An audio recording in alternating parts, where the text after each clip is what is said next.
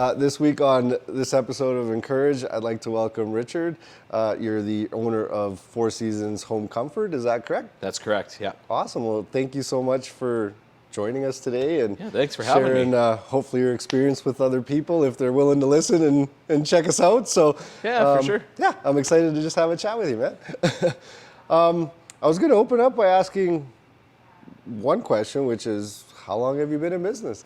So the company's been around 42 years already. Oh, wow.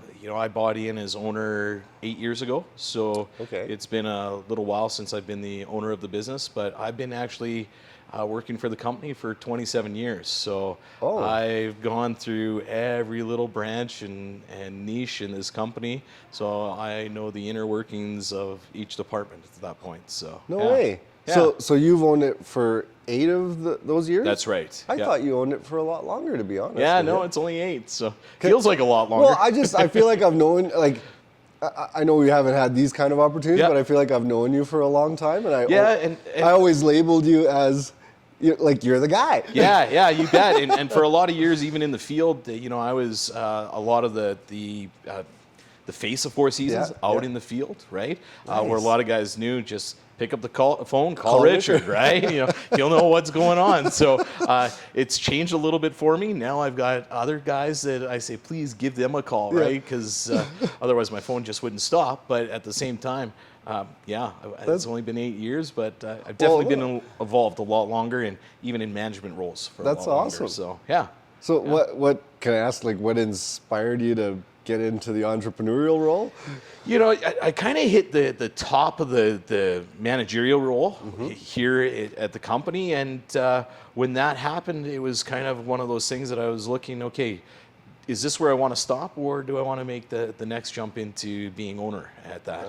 And that was kind of where it was. And I couldn't see myself just staying there. And then when I had some personal transitions in my life, it made better sense for me to jump into the ownership role. And the reason for that was I had the flexibility that if I needed to leave during the day, I could. It just meant that my hours changed from being 8 to 4:30 to 8 till midnight, 2 a.m., right? I'm going later, but I'm able to do what I needed to during the day at that point. So that's pretty exciting. What you just said, and again, I know it's kind of an ongoing theme in the conversations that I keep having, and I'll ask you a question around it regardless, but there's another example of overnight success. You were with the company you've been with the company, or you were with the company for 27 years before entrepreneurial role? No, this is my 27th year. So I was with the company 19 years. 19 years. Yeah, before I jumped into the ownership. 19 years to become an owner. Yeah.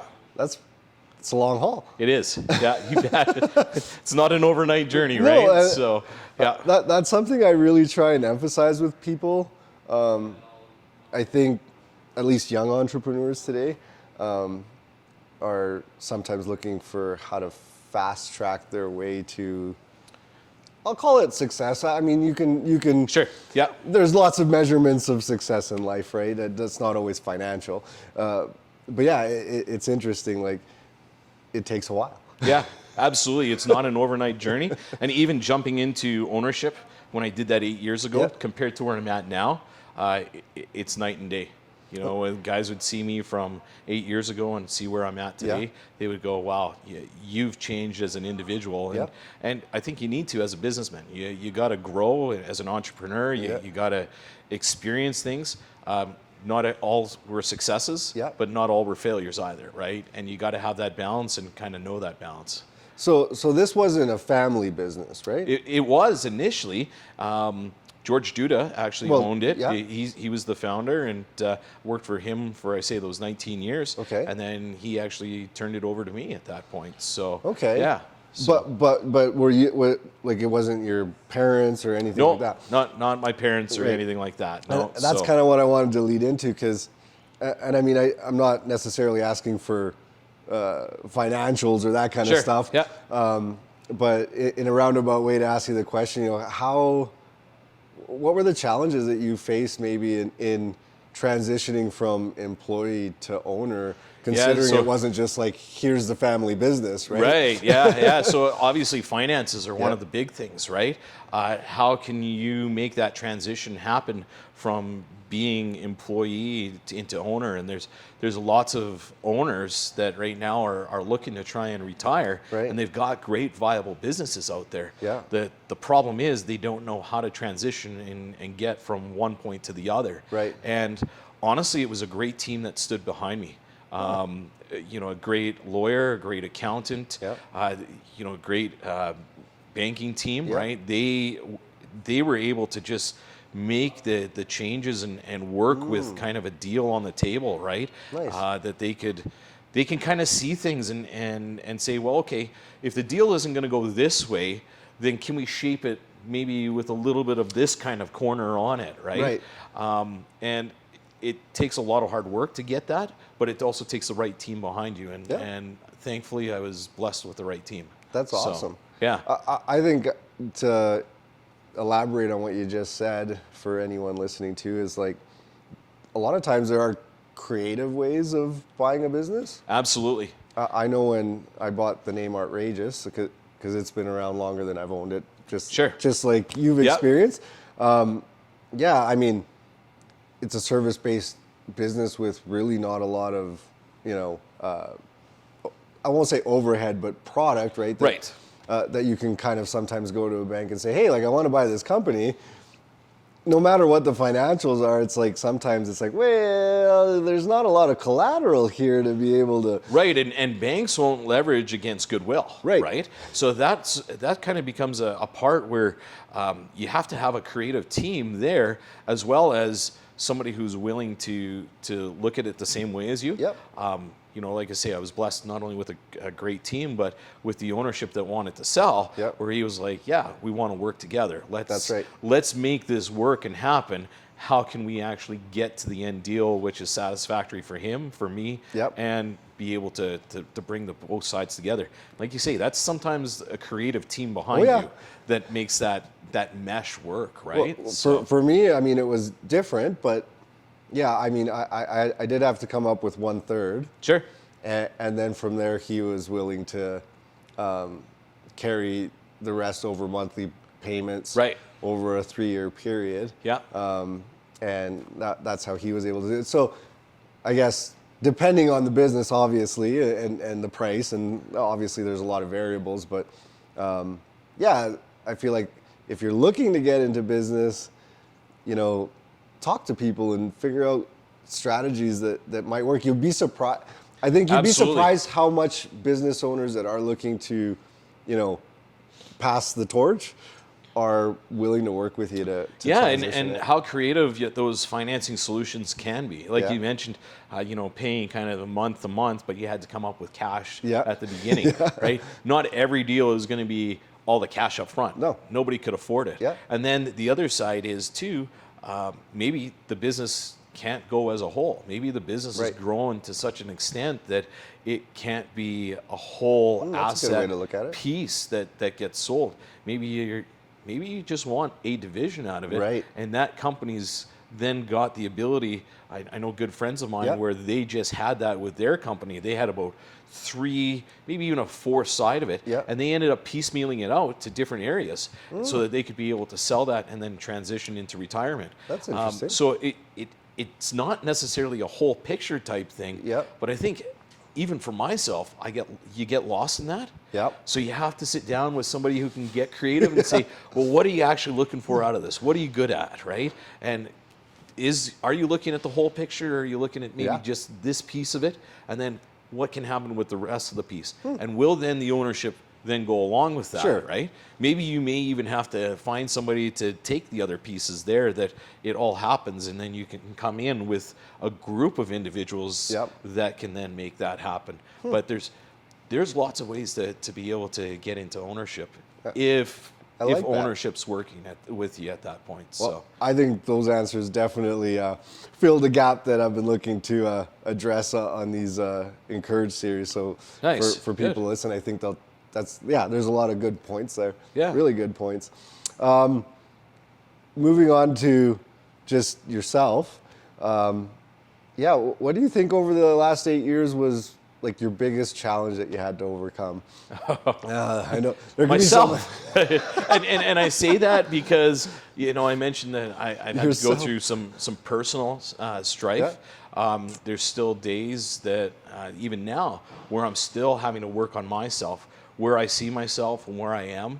I'm just, as a leader, as an individual, as a husband, as a person, I've got to keep working on myself. It doesn't come easy, and you've got to take some real hard looks at yourself to be able to grow.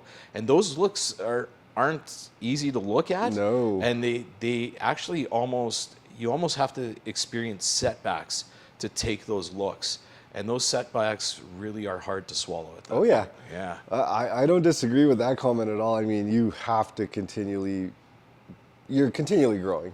Yeah. I mean, employee, entrepreneur, irrelevant, but you got to be growing all the time. Absolutely. And you're right, those setbacks actually do, well, hopefully you're learning from those setbacks. If you're not, you're going to repeat it. Yeah. Right? So that's the hard thing about it, right? And then you enter the definition of insanity. Exactly, right? But yeah, you're right. I mean, family support, huge. Yeah. Because there is a lot of risk and commitment that you have to give to your business. It's its own entity. Absolutely. It's like a person. You got to take care of it. You got to nurture it. You got to feed it. Yeah, you bet. and so it's really critical, I think, to be if you are in a marriage or in a relationship, that you're in an environment that they have your back. Absolutely. Yes, if your spouse isn't on board, or if you don't have a good backing, I've got family. Yep. And initially when I purchased the business, I wasn't married, and Yep. I had the backing of my parents. So if there was times where I needed to do something, my parents would step in, and thankfully I was able to find somebody. Yeah. And even now, if I need to step up and do something, she's in there with me. Yeah. Last weekend was inventory for us. Okay. So, and her and I, we were in here counting inventory. So Wow. she had my back, right? Like, can't Wow. ask for a best partner at that point, right? So, And I'm going to throw a curveball into this and, Sure. and talk about even the opposite balance of home life. I think that's also part of growth, yeah, because we can get, at least I think so, as entrepreneurs, sometimes we can get too consumed by our businesses. absolutely. And so it becomes a challenge coming home and leaving it at the office. Yeah. I know that's something that my wife is consistently on top of me for. Yep. She has her own entrepreneurial business Yep. in town, but she's having to remind me, hey, you need to go connect. You need to do this. You need to stay on top of that. Yep. It's not easy to hear, and No. she gets a lot more pushback than what I would ever want to admit that I give to her. But she's right, right? No, she is. And she's key to having the success at home, right? And connecting with the kids and making sure that they're, going for what they need to have Yeah. in their life, and not just taking them there, but actually connecting with them. Yes. Because that's two different things, right? Yes. It's Like giving your undivided attention, yeah, whatever time frame that is. yeah, Yeah, I agree. My wife's no different. Her biggest qualm, if you want to call it that, with me is, a lot of my work, at least now, is I'm on the phone all the time. I'm talking to customers, Sure. I'm talking to business owners, I'm texting, emailing. Like, there's so many components, social media Yeah. messages, and so yeah, every now and again I'll get lost in the. Well, here's a funny side story, I guess. Through someone that had worked for me in the past, that we had developed a rule, and it was a 30-second rule or you're fired. okay, It wasn't literal, but it was intended to be as inspirational. And what that meant is, like, if you got a message, or if you got a call or email, whatever that looked like, if you touched it, you had 30 seconds to respond or you were fired. Okay. And that really developed kind of like a sense of, you know, if there's one thing that we can do good in business is to show that we're responsive. Right. Right. And you're not waiting, you know, you don't have to wait days to get a hold of somebody or not get a phone call return or an email response back.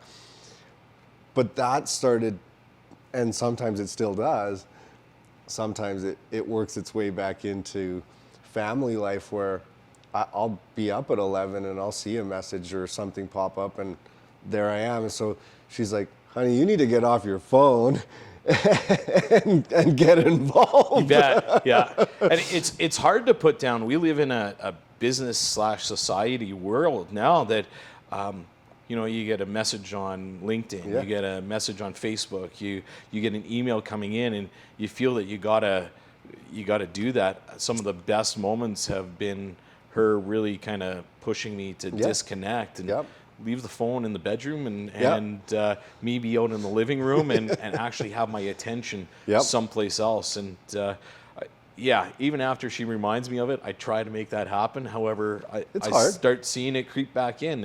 And then, you know, you got this email coming in, even though it's after hours, so you're chasing that, right? And it just doesn't happen always the way you want. But it's great to have somebody in your corner reminding you. As kids get older, they also remind you as to, hey, Dad, I'm here. Pay attention to me, right? So, well, and you don't want to miss those moments either, right? Yeah. Business is obviously the lifeblood of sustaining your family and all that stuff. Yeah. But at the end of the day, you know, you're never going to get the family moments back. Yeah, you're never going to get time back, right? Yeah. So it's something that you got to be able to cherish with them. I love that. If you had a piece of advice that you would pass on to someone either starting in business or even if they're in the legacy parts of their business, what do you think would be maybe one or two pieces of advice that you would like highly recommend? Hard work and change. Hard work and change. Yeah, okay. Those would kind of be the two key words that I'd have to recommend for anybody. Whether you're in the legacy part, it's going to take hard work to consistently keep moving and going forward. Yeah. Otherwise, you become stagnant and you start to see things start to slide. Yeah. Trends are coming. Where I started when I was in the company, even furnace models have changed, air conditioning models have changed, right? If we're not staying on top of that, we're outdating ourselves and we're going to become antiquated. That we've got to stay on top of that. It takes hard work to stay on top of that, right? But it also takes change. You have to change. If you're not going to be willing to change, you're going to become a dinosaur. We don't have dinosaurs anymore, right?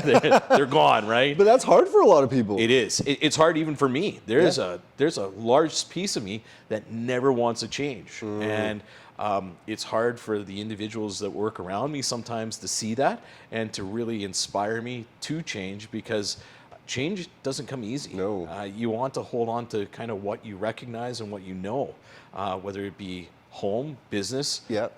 Personally, right? You try to hold on to that just because you feel safe there. And yet, one of the biggest things that you can do is change, because you're going to grow, you're going to increase, and you're just going to find new things and new ways that it'll actually excite you when you do.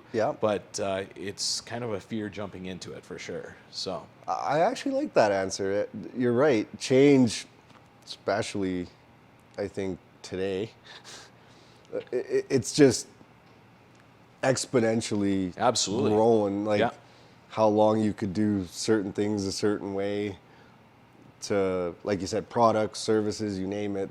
There's so much out there, and the change is so fast sometimes that it can be challenging to stay on top of it. Absolutely.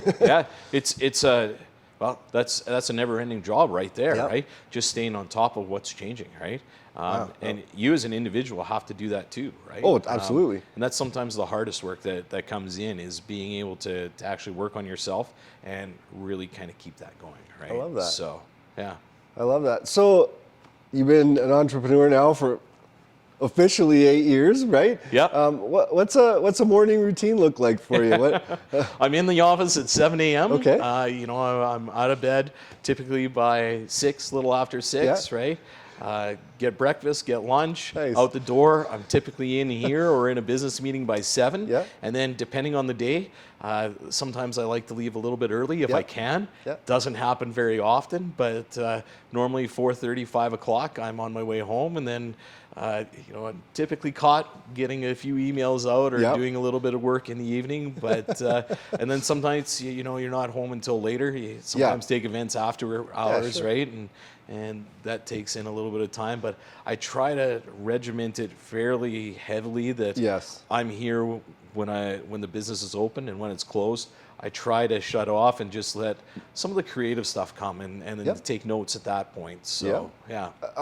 In the early days for me, I was the same. It's like people could message me, like I said, at 11 o'clock at night, and had to respond. Had to. How can I serve you? And yeah, that took actually a big toll. Yeah. I managed over probably the first couple of years somewhat okay, but it started to wear you down. Sure. You bet. And you're right. So I'm the same as you. It's like at 5 o'clock. Yes, obviously you can't ever shut it off. Right. But it's time to have some family time and or whatever. Whatever you're doing, whether it's sports, whether it's going to the gym, whatever. You got to have a life. Yeah.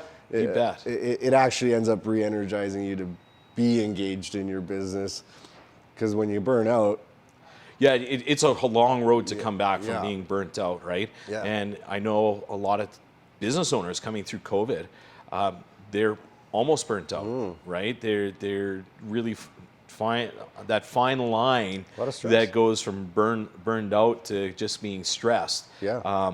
It's so close that Oh, yeah. I think a lot are starting to try and figure out where can they go, what can they do that they can actually re-energize themselves, because over the last few years, most business owners, they would just kind of take off and go on a holiday. Right. You couldn't do that. Yep. So now you're stuck at home, you're stuck at the business, and there were extra added pressures during COVID Yep. that every business owner was really looking at. So now that some of those pressures have gone, they're now looking to try and stave off this burnout stage, because I think we've got a lot of business owners that are treading that fine line, and I think you're going to see a few of them hit that burnout stage really quickly. I don't disagree with you on that. That was a tough road. Yeah, you bet. I mean, regardless of what end of the spectrum you were on, whether you were, even if your business was doing really well, Absolutely. You had to manage it, right? it all of a sudden became like you were either on the bottom end or you were on the high end, but no matter what,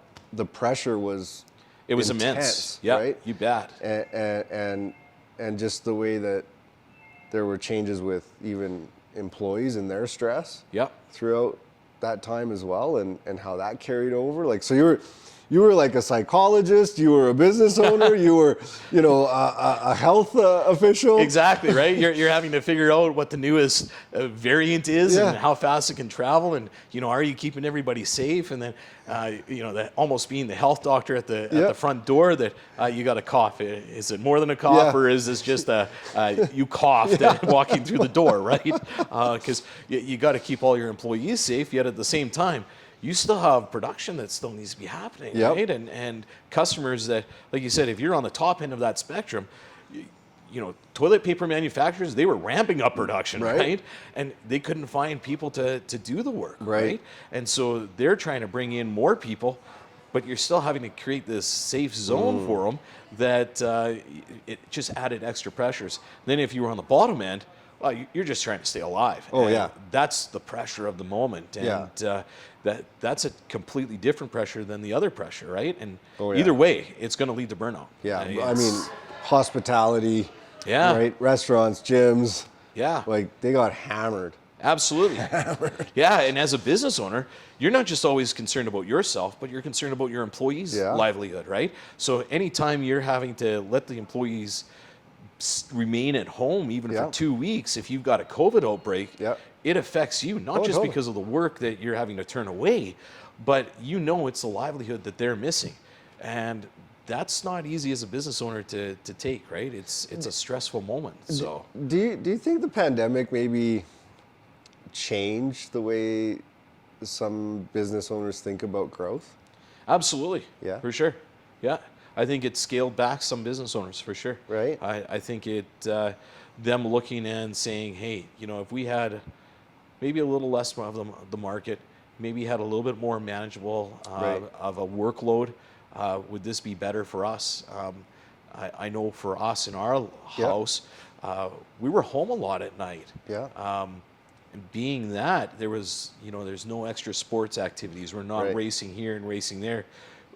We could connect with everybody in the family, which was different. And then as things start coming back around and turning normal again, Yeah. people are seeing their lives ramp back up, and not everybody wants that stress again to say, hey, we've got the kids in this event, that event, this happening. We've got business stresses going, well beyond when the clock ends, running into kids sports and this and that I think some business owners have definitely scaled that back, or looked and said, where's my mental health in the game, Right. to actually address it and make sure they're healthy in it. Yeah, So, where's the value, or where do I want the value to be? Is it in just constant trying to find that financial growth, or Right. Am I happy here? Like, is this Yeah. okay? And because there's nothing wrong with that. No, absolutely. I used to say it years ago, and I mean, maybe it was slightly delusional in a way, but even with my current business partner, I always say, like, why does every business always focus so much on growth? Like, at some point, there's got to be a cap. Like, at some point, Yep. there's only so many humans you can serve. We're always trying to inch for that extra 1%, 2%, whatever the number Yep. is. And I'm like, and I asked them honestly, I said, is anybody ever just happy with being? Because there's a saying, like, if you're not growing, you're dying. Right.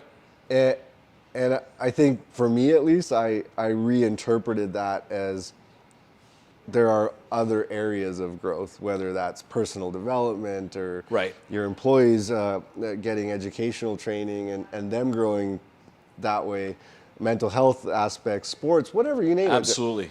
Having a little bit of work-life balance, like, it's not, growth doesn't always have to be, can you squeeze out an extra 1%? Right, absolutely. And that's something that business owners, entrepreneurials, will have to figure out in their business. Yep. What do they want out of their business? Are they strictly into it for $1 and cents? Yep. And if they are in for it for dollars and cents, what's that going to do to them as an individual, Right.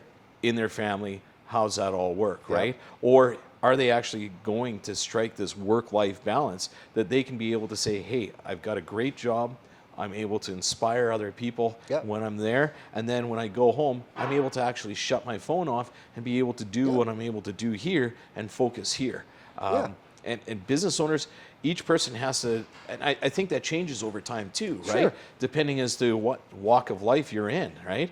The first couple of years, absolutely. Yeah. I was the same as Yeah. you. I'm picking up text messages, I'm picking up phone calls midnight, right? You name it. It just had to happen, right? And you're scooping up everything, right? Whereas now it's, hey, hold on a second. I need to make sure that I've got this balance here. Yeah. I've got a family that Yep. I treasure and love, that I've got to make sure that they get their time too, and make sure that other commitments, even to myself, are met, so that there's this well-rounded individual, not this Yes. kind of a shell of a human being at Yeah. that point, right? Yeah, and I get it. I mean, there's some guys, gals out there that, like, the financial is Sure. the financial, and they're willing. that's what drives They're willing them, to work right? 18 hours a day, 7 days Yeah. a week. They don't want time off. They want to go. There's nothing wrong with that. Yeah, it drives, it fuels them, and Yeah. and they live by that, Yeah. and that's okay, right? Yeah. But there's other drivers for other Yes. people too, right? And we as entrepreneurs have to recognize that Yes. it's not always finances that's going to drive everything. True. Yeah. True. So you're in an industry that I imagine continues to suffer from some supply chain management situations. Absolutely. And again, I don't know if you have an answer for it, but how, as a business owner who's dealing with that, and it's likely not going totally away for some time, how do you manage that, and how do you manage customer expectations? It's the earliest they're saying that it's going to go away is probably 2025. Yeah. So we're probably still 3 years Yeah. away from this. Our team's done a great job so far of managing customers' expectations. Okay. And really what it's been is telling the customers, look, we can't expect this Yeah. at this point. Here's what we're able to expect out of our supply chain.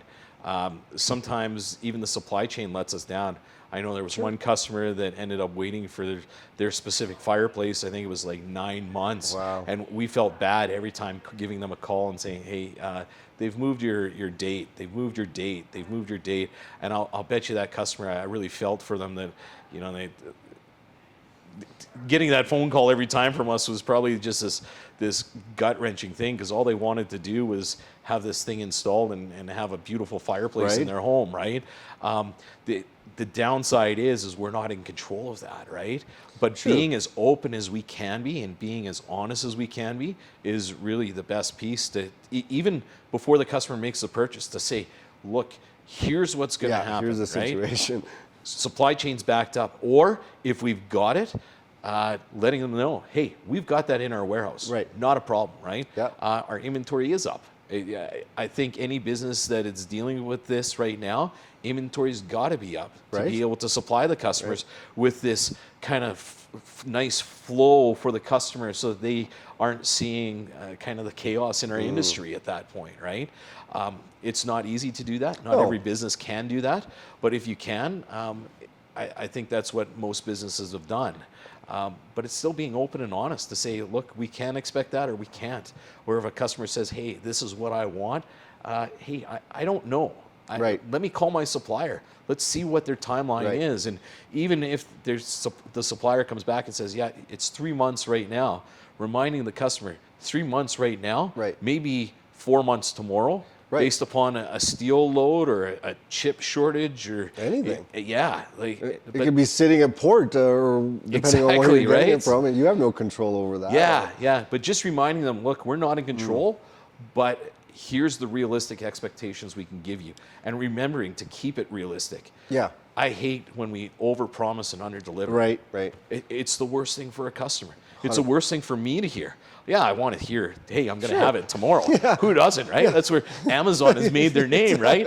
Have it tomorrow, order it today, right? But realistically, it doesn't happen. And even for them, it's not happening No. anymore on a lot of their products too. So No. if we're realistic and tell customers, hey, here's what you can expect. Here's how we're going to stand behind you. And we're going to work to get that product here as quick as possible so that you can be as happy as possible. And just reminding them of that. Yeah.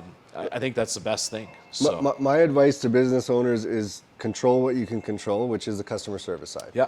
You know, you can't, like you said, you can look at that information and you're going to give your best estimation, right? Right. The things that are out of your control, but you can control customer service. So I always like to try and tell people, I don't know why I use Best Buy, but you know, if you go and buy a TV from Best Buy and they said, you know, it's not here, we'll order it for you and it'll be here, you know, Friday. Okay. The minute that they gave you that date, as a customer, you immediately have that ingrained into your mind. I am getting it on Friday. Right. And so I always tell my staff, and we're not perfect at it, but we work on it lots, is if the customer calls you first, there's a problem. Absolutely. And so I really try and teach them to make sure, hey, the minute that you know something is going to be delayed, that there's a change, whatever that change is, Yeah. pick up the phone, call that customer immediately, because they still might be disappointed, but they will more than likely be way less upset than if Friday rolls around and 4:30, they're picking up the phone being like, hi, is my TV in by any chance? And even You regardless of bet. the answer, it could be, oh yeah, actually it showed up this morning. Well, now that customer is upset because like, well, why didn't they call me this morning? Or again, the opposite. It's like, oh, sorry, it didn't show up. It's like, well, why didn't you call me this morning? Yeah, So absolutely. I always just try and tell people like, hey, the minute that you know something, and there's a change in the delivery aspect of a product or service, whatever that might be, make the call first. Stay on top of that customer service so that, again, even though someone might be frustrated with the process of something, at least they know that the person or the company that they're dealing with has their back. They're looking after them. They have their best interest at heart. Right. And the other side is you've got a team of individuals working with you, right? And not everybody's going to get it right every day, sure. right? So it's focusing on what we didn't get right, Right. and try to improve for tomorrow, Right. right? Because on our install side, that one fireplace that I was talking to you about that they waited 9 months for, every time we got a revision, we were on the phone rather than waiting until, like you say, the day of. Hey, here's what a revision says. We're staying on top of it. We're trying to keep going.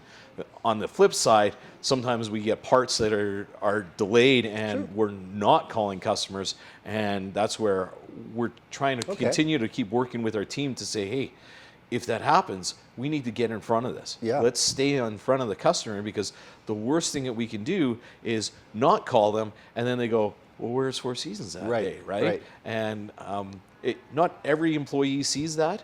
A lot of them we're trying to actually show, hey, this is, like you said, with Best Buy, with the TV, everybody buys a TV and they're expecting it to show up on that day. Well, if you're the tech and you're supposed to be there with that part and you're not, how's that make them feel about you, right? That's right. I take some of these insights, but the team's getting there, where we're getting better, right? And that's where, the more that we can do and the better that we can lift the company up and each individual up to follow up with that, the better that the customer is going to feel about the product that they're using at that point, right? And the company that they're using. And just the value of personal connection. I mean, yes, we live essentially in a very digital working environment, whether it be through tools that you're using to run your business, marketing, you name it, right? Ordering systems, doesn't matter. There's a lot of value in the personal touch. Right. Yeah. Absolutely. People crave it. They bet. Crave it. It's one of the reasons why when you call our business, we're not a answering machine when it comes in and press 1 for this, press 2. We've found over the years that they want to talk to a live person on the other end of the line. Somebody that actually works in the business that, hey, if I'm not in the office, they can talk to them, and hopefully they can grab me as I'm running through the door, that they can turn my ear for whatever the issue is. Doesn't always happen, right? But the hope is that they can do that, right? And it's just that customer service approach, right? I love it. Being able to be open to that. So I love it. Well, pretty much we're almost at our time, but I wanted to ask, is there a book that you've read that really inspired you that you would recommend for others to read that really helped, or even if it's not a book, just something that you've watched, maybe a CEO you follow? Man, I'm not a big reader, so that's fair. It's one of those things. The last book that I actually listened to was Will Smith's biography book on Audible. Enjoyed that. It was great to see somebody else's input on their life and who made a difference on their life. For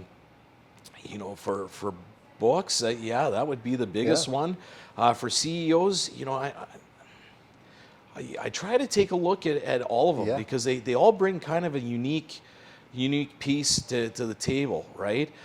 You look at somebody like Elon Musk, right? Follow him. Why? Because he brings a unique piece to the table. There's not everything that do I agree with that he brings to the table, but it's a different perspective that point that I can be able to see, right? That's right.